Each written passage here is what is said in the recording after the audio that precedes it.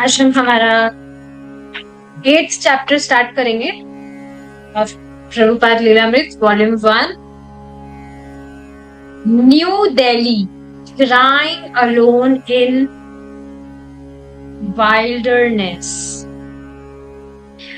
I have got the clue of going back to Godhead just after leaving my present material body, and in order to take along with me all my contemporary men and women of the world, I have started my paper, Back to Godhead, as one of the means to the way. Please don't think of me as something wonderful or a madman when I say that I shall go back to Godhead after leaving my present material body. It is quite possible for everyone and all of us. From a letter to India's President, Mr. Rajendra Prasad. अब India के कोई president रहे होंगे, राजेंद्र प्रसाद, उनका ये letter था जिसमें वो क्या कह रहे हैं कि मेरी जो अभी की ये जो बॉडी है, मटेरियल बॉडी,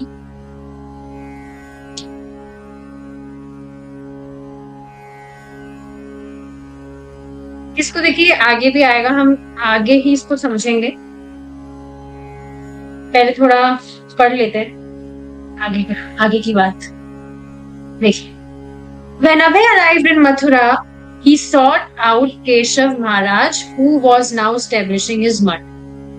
तो इस बात को आप समझ रहे हैं. लास्ट क्लास में हमने डिस्कस किया था हमारे लास्ट चैप्टर में कि जो भी झांसी में अभय ने जो भी उनका बिल्डिंग वगैरह वहां पर सेट किया था, उनका प्रचार कार्य वगैरह कर रहे थे, लेकिन गवर्नर की वाइफ ने बीच में टांग लगा दी थी. उनका कुछ समिति, महिला समिति के लिए उनको वो बिल्डिंग चाहिए थी जो अभय ने ले रखी थी. तो बाद में इस कारण से अभय ने वो जो बिल्डिंग थी वो उन्होंने छोड़ दी थी. काफी सारे हमने कॉन्सिक्वेंसेस पढ़े थे कि क्या क्या डिफिकल्टीज आ रही थी, जिसकी वजह से उन्होंने सोच लिया था कि भगवान का कुछ और ही प्लान है, और कोर्ट कचहरी के किस्सों में वो फंसना नहीं चाहते थे. तो उन्होंने सोचा कि ठीक है, ये जो भी है इसको छोड़कर I will go to Mathura, और मेरे जो गुरु भाई हैं उनके साथ में मैं प्रचार करूं.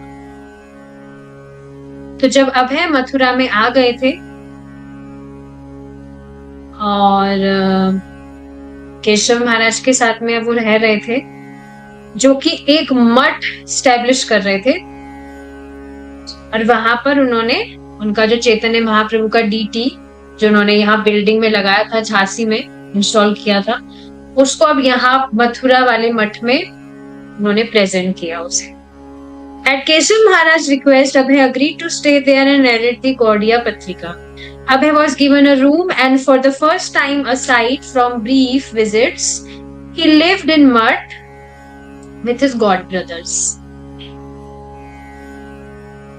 As a senior, experienced devotee, Abhay held classes and instructed the brahmacharis who were young, uneducated and even illiterate in the disciplines of devotional service and the philosophy of Bhagavad Gita. तो उनके गुरु भाई की काफी अनुग्रह पर वे उनके साथ में रहने लगे थे, और जो गौड़िया पत्रिका थी, काइंड ऑफ मैगजीन और न्यूज़पेपर, उसको वो अब वहां पर एडिट करते थे. वहां पर उन्हें एक रूम दिया गया था अलग से, और पहली बार वो किसी मठ में रह रहे थे उनके गुरु भाइयों के साथ में. And as he was a senior and experienced devotee, तो अभय भगवत गीता पर क्लास करते थे, और वहां पर जो ब्रह्मचारी थे उनको काइंड ऑफ ट्रेनिंग दे रहे थे. अभय उनको इंस्ट्रक्शंस दे रहे थे. वो ब्रह्मचारी which were young और ज्यादा पढ़े लिखे कुछ नहीं थे, और यहाँ तक कि अनपढ़ भी थे, लेकिन फिर भी भगवान की भक्ति की तो मतलब भगवान की भक्ति तो कोई भी कर सकता है. उसमें तो ये सारी डेजिग्नेशंस मैटर नहीं करती है, कौन कितना पढ़ा लिखा है या कितना नहीं है.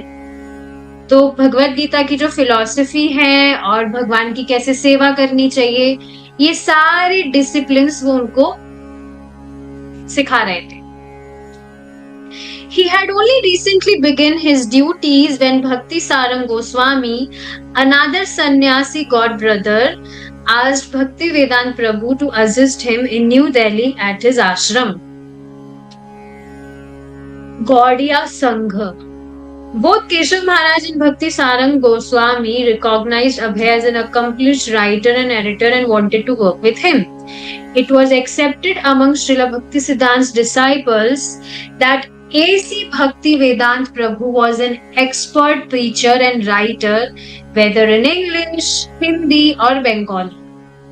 Now Keshav Maharaj wanted Abhay to stay and work on the Gaudiya Patrika, while Bhakti Sarang Maharaj, who had to go to Bengal,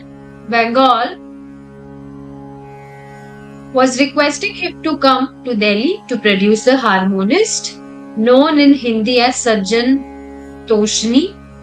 Abhay was agreeable to Bhakti Sarang Goswami's proposition and Keshav Maharaj consented on the condition that Abhay also continued to edit the Gaudiya Patrika at least by mail.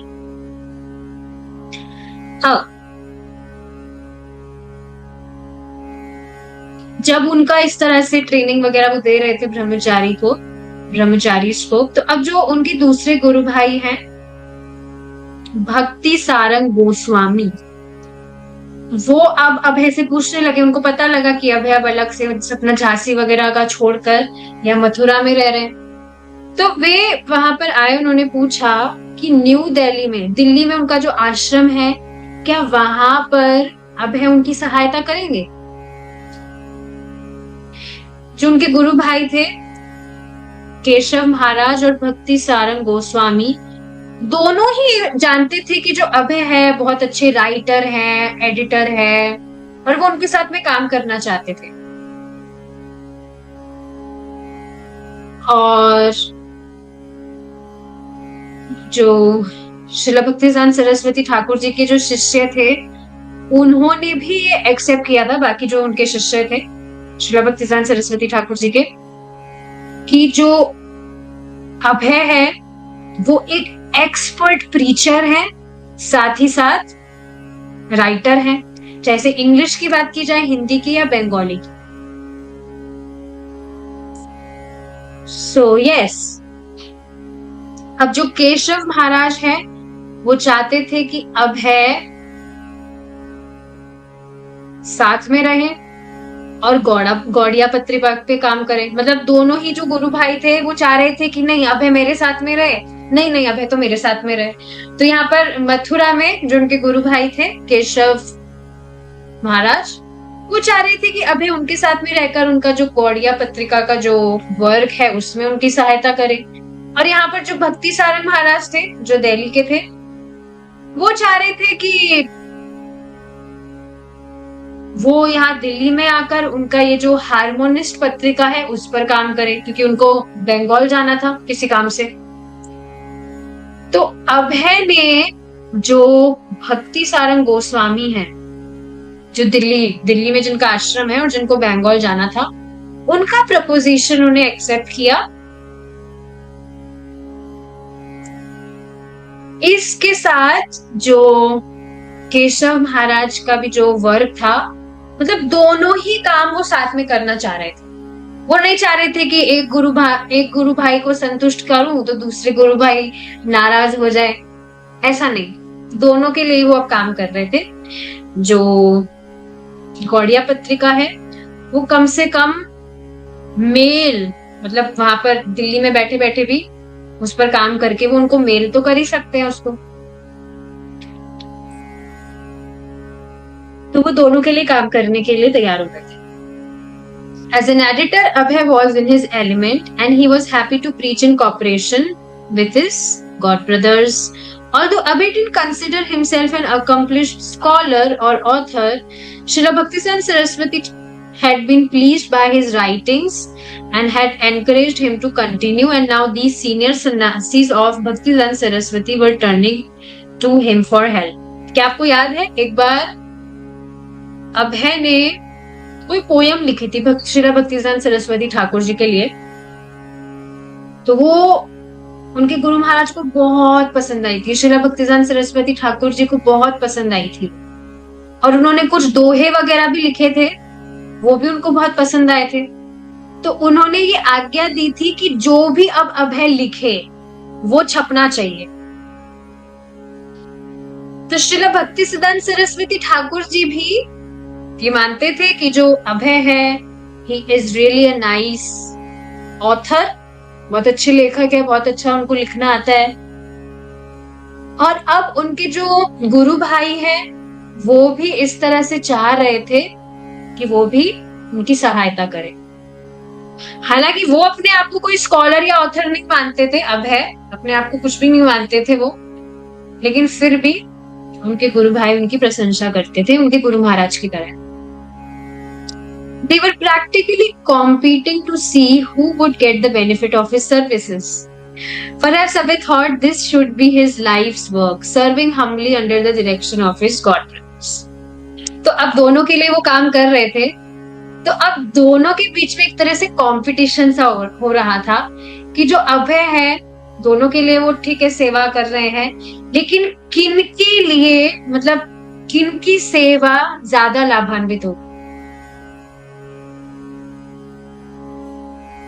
और अभय सोच रहे थे कि हाँ मेरा जो परम श्रेय है वो यही है, मतलब उनका श्रेय यही है, नॉट परम श्रेय, मतलब उनका श्रेय यही है, उनका लाभ इसमें ही है कि उनके जो गुरु भाई हैं वो उनके अंडर ही एक विनम्र सेवक की तरह वो उनकी सेवा करें। His ejection from Jhansi had been a kind of setback. At least it had left him temporarily unsure of how Krishna wanted to use him. But now his godbrothers seemed to be answering the question. Living and working in an ashrama with brahmacharis and sannyasis was a way of life Abhay had once considered too austere. And Bhaktisiddhanta Saraswati had remarked, better he live outside your company. But now he would either have to struggle alone with nothing or stay within the shelter of friendly portion of the Gaudiya Math. Perhaps he could carry out his desires to preach Krishna consciousness within the ashramas of his god brothers. तो देखिए यहाँ पर क्या बताया जा रहा है कि झांसी से उनका जो भी, मतलब झांसी में कुछ भी उन्होंने वो किया था प्रचार विचार, तो ठीक है वहां पर तो एक तरह से ही फेल्ड। तो कम से कम उससे उनको ये पता लग रहा था, इस तरह से वो अपने गुरु भाइयों के लिए सेवा कर रहे थे, कि कृष्णा उनसे किस तरह से सेवा करवाना चाहते हैं।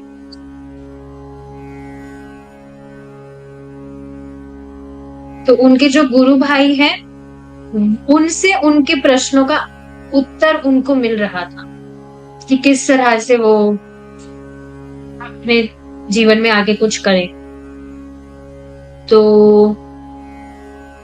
इस तरह से आश्रम में रहकर काम करना ब्रह्मचारी के साथ में और सन्यासी के साथ में, ये एक ऐसा जीवन था। जब अभय अपने गृहस्थ आश्रम में थे उस समय वो सोचते थे कि अरे ये तो बहुत ही तपस्या है भाई, इस तरह से आश्रम में रहो और पूरी तरह से बस यही सारा काम करो।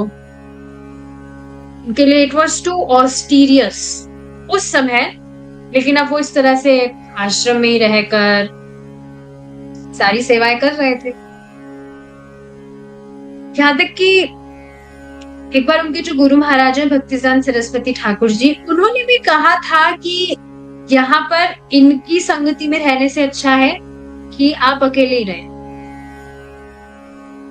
अगर आपको याद हो तो ये चीज एक बार भक्ति सारंग गोस्वामी महाराज चाह रहे थे कि जो अभय है उनको जो मठ है उसका मैनेजर बना दिया जाए, ऐसा कुछ डेजिग्नेशन के लिए कहा था ताकि वो अच्छे से यहाँ पर सेवा कर सके। लेकिन उनके गुरु महाराज ने कहा कि नहीं, अच्छा यही है कि वो आप लोगों की संगति से दूर रहे, उनको जब कुछ करना होगा वो अपने आप करेंगे। तो ये बात यहाँ बताई जा रही है कि श्रीला भक्तिसिद्धांत सरस्वती ठाकुर जी भी कह रहे थे that better he live outside your company. लेकिन अब उनके पास में दो ही ऑप्शन थे, या तो वो अकेले रहकर स्ट्रगल करे क्योंकि सब कुछ घर वर बिजनेस विजनेस सब कुछ तो चला गया था, या फिर वो मित्रता से मैत्रीपूर्ण यहाँ पर मठ में रहे। तो अब शायद उनको लग रहा था कि यहाँ मठ में रहकर ही, यहाँ पर आश्रम में रहकर, उनके गुरु भाइयों के आश्रमों में रहकर ही वो अपना जो कृष्ण भावनामृत का प्रचार है, उनकी जो इच्छा है, उसको वो यहाँ से ही आगे बढ़ा सकते हैं। Since he would soon be the editor of Sajjan Toshni, he began thinking of how to expand it. It was a scholarly Vaishnava journal, but cheaply produced and within a very limited circulation. He envisioned it surpassing India's slick illustrated weekly. It should be more popular than Time or Life magazines of America. And why not? Krishna was no poor man. Abhay thought of how he could start an ambitious subscription program by approaching the many prominent and wealthy men of New Delhi. Then by Krishna's grace, he would soon be able to print color photos and use high quality paper for Sajjan Toshni. He would give it his best effort depending on Krishna. And while soliciting subscribers, he could take his book manuscripts and try to get them published. Dr. Allah Gappa in South India had wanted to publish his Gita Upanishad. No doubt there were many men like him, or perhaps Bhakti Sarang Goswami would be willing to publish Abhay's work with funds from the Gaudiya Sangh. अब अभय जो थे वे बहुत जल्द सज्जन टोशनी के editor होने वाले थे, तो वो अब सोचने लगे कि कैसे इसको बढ़ाया जाए। तो सज्जन टोशनी जो है वो एक स्कॉलरली वैष्णव जर्नल था, जिसमें जर्नल मतलब वैष्णव भक्तों से रिलेटेड जो भी उसमें बातें वगैरह होती है, लेकिन था वो वैष्णव जर्नल, पर बहुत ही सस्ते में वो मतलब उसका प्रोडक्शन हो जाता था, और उसकी जो क्या बोलेंगे मतलब उसका जो डिस्ट्रीब्यूशन है वो भी बहुत लिमिटेड लेवल पर होता था। ऐसा नहीं था बहुत सारी कॉपीज जा रही है। तो वो इसी तरह से कुछ प्लान बना रहे थे कि इस तरह से वो कुछ प्लान बनाए कि जो बहुत ही पॉपुलर जर्नल्स हैं जैसे कि टाइम और लाइफ मैगजीन ऑफ अमेरिका, इससे भी और ज्यादा पॉपुलर ये सज्जन टोशनी वैष्णवा जर्नल जो है ये होना चाहिए। और क्यों ना हो, क्योंकि जो भगवान कृष्ण है, Krishna was no poor man, कोई कृष्ण गरीब आदमी तो है नहीं। And Krishna is the most powerful, most prominent person. यहाँ पर अज्ञान के कारण जो व्यक्ति है वो भगवान का यश नहीं गाता है, लेकिन भगवान का यश तो बड़े बड़े, देखिए एक मेरे को बात याद आ रही है, अभी जो रिसेंट श्लोक चल रहा है श्रीमद् भागवतम की क्लास में, सुबह की क्लास में, उसमें एक वर्ड आया था उत्तम श्लोक। तो भगवान उत्तम श्लोक क्यों है? क्योंकि भगवान की कीर्ति, भगवान के यश की कीर्ति का ज्ञान बड़े बड़े लोगों के द्वारा किया जाता है। बड़े बड़े लोग कौन? इस भौतिक जगत के कोई बड़े लोग नहीं है जिसके पास में बहुत पैसा, कोई प्रेसिडेंट हो गया, कोई प्राइम मिनिस्टर हो गया। ब्रह्मा जी, शिव जी जैसे बड़े बड़े लोग भगवान कृष्ण की कीर्ति का गायन करते हैं, तो इसलिए भगवान को उत्तम श्लोक कहा जाता है। तो यही चीज यहाँ पर अभय कह रहे हैं कि क्यों नहीं पॉपुलर होगा भगवान का जो ये भगवान से रिलेटेड जो भी जर्नल है, Krishna was no poor man. तो अभय सोच रहे थे कि एक सब्सक्रिप्शन प्रोग्राम शुरू किया जाए। अब सब्सक्रिप्शन आप जानते ही होंगे, किसी भी चीज का आप सब्सक्रिप्शन लेते हैं, जैसे Amazon प्राइम का आप सब्सक्रिप्शन लेते हैं, तो उससे क्या होता है, आप उसके मेंबर हो जाते हैं कुछ भी उसमें पेमेंट वगैरह देके, और अब आप जो भी उससे ऑर्डर करते हैं तो वो तुरंत आपके पास में आ जाता है, या बहुत जल्दी आ जाता है, तुरंत भी नहीं तो। जहां एक नॉर्मल डिलीवरी से आपके पास में वो सामान 4-5 या 1 हफ्ते में पहुंचने वाला होता है, वो विद इन 24 आवर्स में या उससे भी कम टाइम में ही आपके पास में आ जाता है, अगर आप उसका सब्सक्रिप्शन खरीद लेते हैं। ऐसे क्या क्या सब्सक्रिप्शन होते हैं मैं बोलना नहीं चाहती यहाँ पर, जो भी लोग मूवी सीरियल्स वगैरह के लिए खरीदते हैं। तो ऐसे कुछ सब्सक्रिप्शन प्रोग्राम यहाँ पर स्टार्ट करने का सोच रहे थे अब है। और जो बहुत ही विख्यात और पैसे वाले जो लोग हैं दिल्ली में, उनको अप्रोच करना चाह रहे थे।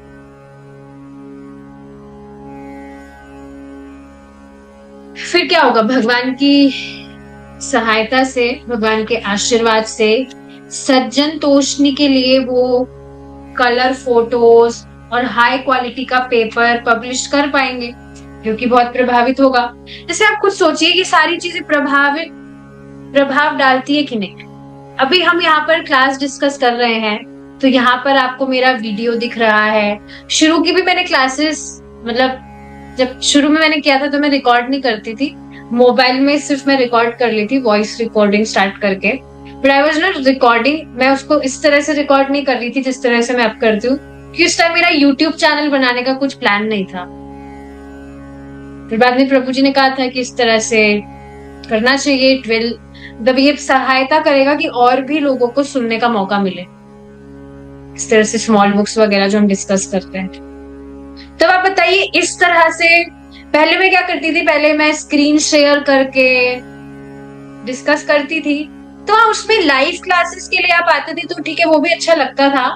पर बाद में जब कोई व्यक्ति रिकॉर्डिंग सुनेगा, पहले की जो रिकॉर्डिंग्स है उसमें मेरा चेहरा तो नहीं है ना, कुछ ऐसे टेक्स्ट वगैरह क्लियरली दिख रहा है, तो उसमें मैंने ऐसे ही डाल तो दी यूट्यूब पर अब जिस तरह से इस तरह से वीडियो दिख रहा है और टेक्स्ट साइड में दिख रहा है और एक उस तरह से, तो इसमें कितना फर्क आ जाता है, फर्क तो आता ही है। तो यही चीज यहाँ पर इसी से रिलेटेड कि ये जो सज्जन तोषनी जर्नल है, वैष्णव जर्नल, इसमें वो कलर फोटोज प्रिंट कर सके, हाई क्वालिटी का पेपर यूज कर सके, जिससे और ज्यादा प्रभाव पड़ता है। तो वो बहुत अच्छा एफर्ट देना चाहते थे भगवान पर आश्रित होकर, और इस तरह से सब्सक्राइबर्स वगैरह बनाकर वो और ज्यादा, मतलब उनका एक्सपेंड हो सकता था ये जो प्रिंटिंग का काम था। साउथ इंडिया की जो डॉक्टर अल्लागप्पा थे, आपको याद होगा ये नाम पहले भी आया था, तो वो ऑलरेडी चाहते थे कि अभय उनके लिए गीतोपनिषद, उनके लिए नहीं मतलब गीतोपनिषद जो है उसको वो पब्लिश करे। तो उनकी तरह काफी सारे लोग ऐसे मिलेंगे ही, लेकिन अभी के लिए जो भक्ति सारंग गोस्वामी थे, वो इस तरह से अभय जो भी चाहते हैं उनकी वो सहायता कर सकते थे। उनका जो भी मठ से जो भी डोनेशन वगैरह उनको आता है, फंड्स रेज करते हैं उसकी सहायता से। तो ठीक है, आगे का जो डिस्कशन है, now we will be doing it tomorrow. कृष्णा's willing। You stop here now. Thank you so much for joining. Hare Krishna. Jai Shri Prabhupada।